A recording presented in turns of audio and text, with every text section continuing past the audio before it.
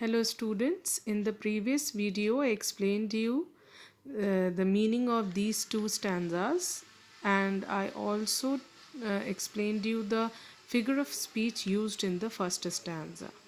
Now I will explain you the figure of speech used in the second stanza also. Now here in the third line of this stanza, round and round, this is also alliteration because R letter and the R sound is being repeated. Fine. Now we will move on to the next stanza.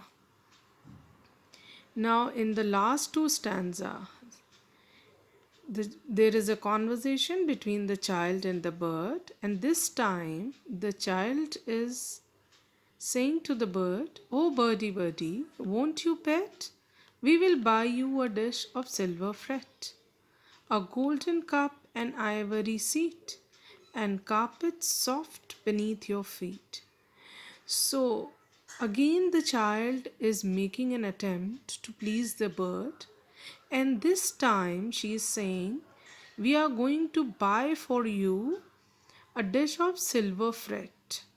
The meaning of silver fret is given below, decorated with silver thread. So here the child is saying, "We are going to buy for you a dish which will be decorated with silver thread, and we will buy for you a golden cup and an ivory seat."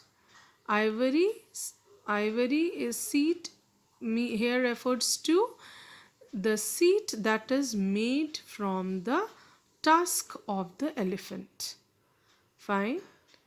And that's why it is the most expensive item. And she also promised to buy the soft carpet which will be beneath your feet, means below the feet of the bird. So she offered all these things to the bird and asked her that, "Would you like to be my pet?" Now the bird said, "Can running water be drunk from gold? Can a silver dish the forest hold? A rocking twig is the finest chair, and the softest paths lie through the air. Goodbye, goodbye to my lady fair." So the reply of the bird is, she is saying that, "Can we drink the running water from the golden cup? Is it possible?" Then she said, "Can the forest, which is the natural habitat of the bird," the bird is saying, "Can the forest hold for me the silver dish?" So obviously, the silver dish cannot provide her the natural habitat in which she wants to live. And she loves to drink water from the running water, that is from the rivers, not from the golden cup.